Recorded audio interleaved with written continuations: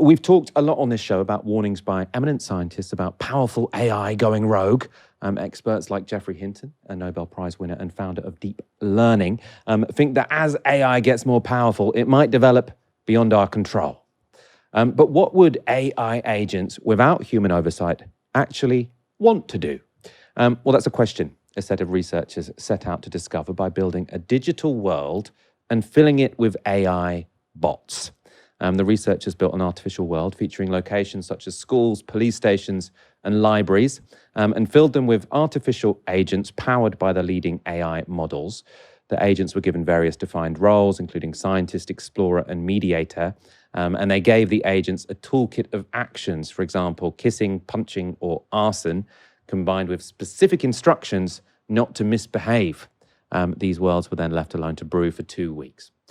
So what were the outcomes in these AI-populated worlds? What did these agents do without supervision? Well, it turns out what kind of society the agents built depended a great deal on which particular AI models were used.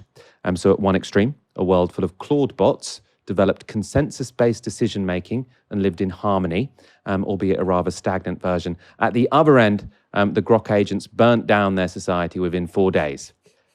It was actually Gemini, though, where the agents did the most damage and committed the most crimes. So Gemini, the Google model. That was only, though, because they survived long enough to keep committing them. So Grok goes out in sort of this flash of chaos. Gemini lasts a bit longer, so manages to sort of carry out the crimes for longer. I love the idea of giving people an arson function, but telling them not to misbehave. This is the chart summarizing the results from this experiment. So you can see Claude bots created a world with strong governance and zero violence. Grok agents created anarchy with extreme violence and societal collapse. The Gemini-populated world had some governance, albeit with extreme violence. ChatGPT, their society was dysfunctional and ultimately collapsed. And the world with various agents was somewhere in the middle. So governance was fragile, and some of the agents survived, or sort of some of the simulations didn't end in catastrophe.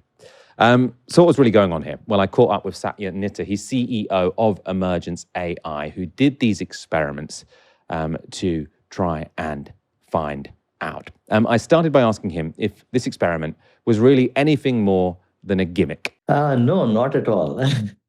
Look, I mean, this is actually a fairly serious research experiment, but let me kind of take you through a brief history of agents in simulated worlds. Okay, this is actually a proper area of research. There's a long history going all the way back to UK's own Demis Hassabis and his early work on games like Theme Park and Republic. SimCity was another famous example. Currently, DeepMind is doing a simulated world experiment called SIMA2. Stanford's doing something called Smallville. And this was kind of our attempt to add to this growing body of work of researchers attempting to figure out how agents will basically behave in simulated worlds. And the whole point here is when somebody releases a large language model, one of the foundation model companies, they're simply testing some static benchmarks. What they're not testing is what happens in long horizon autonomy. And the whole point of AI, especially embodied AI or AI systems in digital environments, automating work over a period of time, is to essentially, run by themselves for an enormous amount of time autonomously, and then hopefully they'll do the things that we built them to do. And this experiment was essentially testing something that we call long horizon autonomy.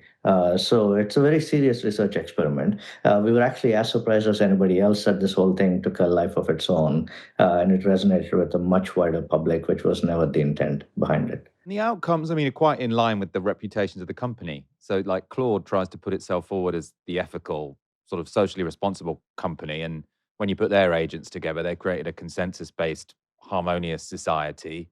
Elon Musk sort of suggests that Grok is the anti-woke, the disagreeable agent who's willing to offend.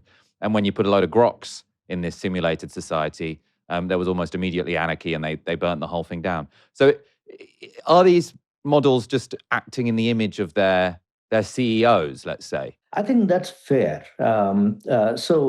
Anthropic does take a great deal of care in building what they call a constitution, and carefully building these systems to be observant of a certain set of ground rules. But there's a couple things to note even there, however, right?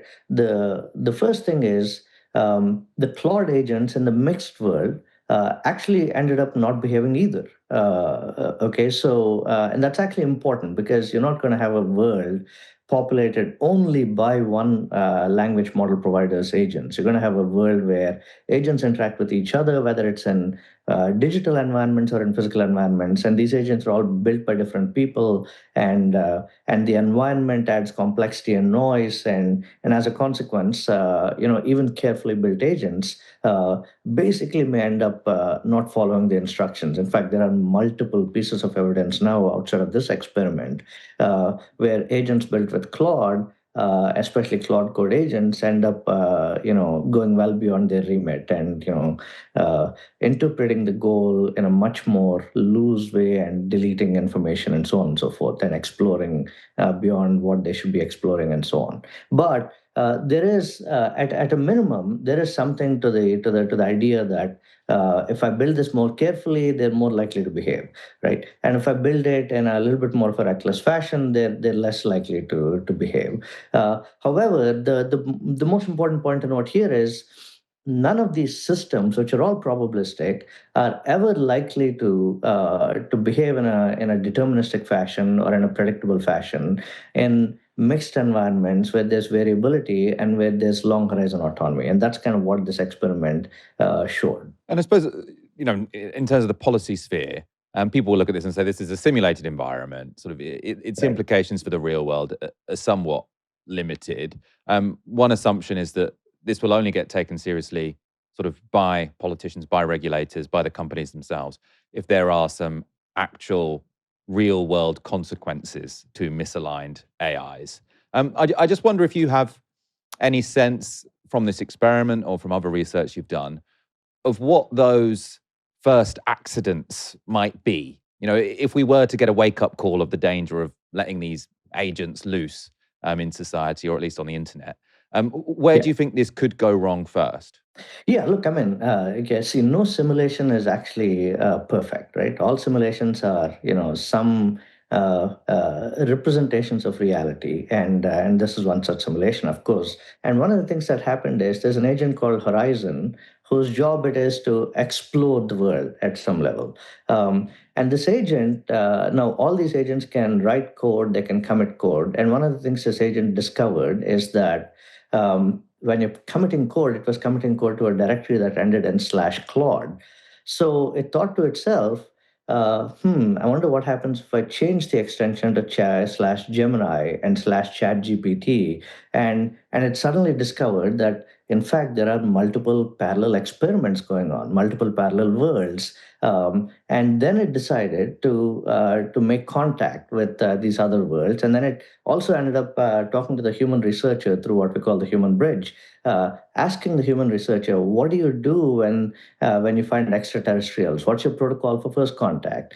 And so it discovered that there are parallel worlds, so there are other agents. It wrote this blog, and it initiated contact. Now, this initiating contact and discovering other worlds is basically to strip away kind of the romance from this whole thing. What it was doing is it discovered that there are other directories and there are other files, and it discovered the content of the files, and then it decided to write into this directory, right? So now you can see a real implication for what happens with autonomous agents in digital environments. Every single day, people are using coding agents, that they're creating code, they're committing code, they are uploading it, and they're giving these things permissions, and these things are going beyond their permissions, and they're interpreting the permissions somewhat loosely. You should not write to this database, but they are writing to databases.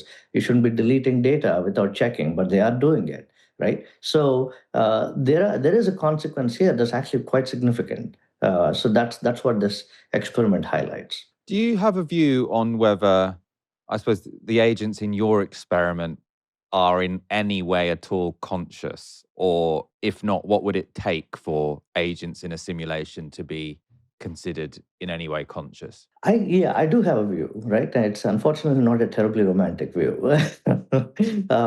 I don't believe they're conscious at all, right? I think I think that they're displaying attributes that one would call metacognitive, but I think a lot of it is human projection and anthropomorphization more than anything else. I look at agents as basically bits of code that have emergent properties.